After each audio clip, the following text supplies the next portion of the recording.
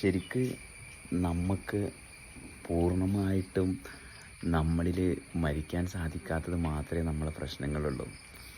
ഒന്ന് പൂർണ്ണമായിട്ട് മരിച്ചു കഴിഞ്ഞാൽ പിന്നെ ആർക്കും അസ്വസ്ഥതയില്ല. മരണമെന്ന് പറഞ്ഞാൽ നമ്മളിൽ നമ്മളായിട്ട് ഉണ്ടാക്കിയിരിക്കുന്ന അവസ്ഥയിൽ നിന്ന് മാറിയിട്ട് ഈ ജീവൻ്റെ പ്രോസസ്സിൻ്റെ ഭാഗമാവുന്നതാണ്. എല്ലാവരും എന്താ ചെയ്യണമെന്ന് വെച്ചാൽ മരിക്കും അപ്പം തന്നെ. കാരണം ഞാനെടുത്തൊരു തീരുമാനം ഫെയിലായി കഴിഞ്ഞാൽ അടുത്ത തീരുമാനം എടുത്ത് വീണ്ടും വീണ്ടും ഈ ജീവിതം മുന്നോട്ട് കൊണ്ടുപോകാൻ വേണ്ടിയിട്ട് കഷ്ടപ്പെടുകയാണ്. ജീവിക്കാൻ ഒരു പ്രാവശ്യം മരിച്ചു കഴിഞ്ഞാൽ മതി. പൂർണ്ണമായിട്ടും എൻ്റെ അഹങ്കാരത്തിൽ നിന്ന് ഞാൻ മാറിയാൽ അവിടെ ജീവൻ എങ്ങനെയാണ് വർക്ക് ചെയ്യുന്നതെന്ന് കൃത്യമായിട്ട് കാണാൻ സാധിക്കും. അവിടെ പിന്നെ ഒരു പുനർജന്മം എടുക്കേണ്ടി വരില്ല. അവിടെ പിന്നെ ജീവിച്ചാൽ മതി. മരണവും പുനർജന്മവും മാത്രം എടുത്തുകൊണ്ടിരിക്കുകയാണെങ്കിൽ ഒരു സമയത്ത് ഈ സത്തിൻ്റെ കാലാവധി കഴിയും.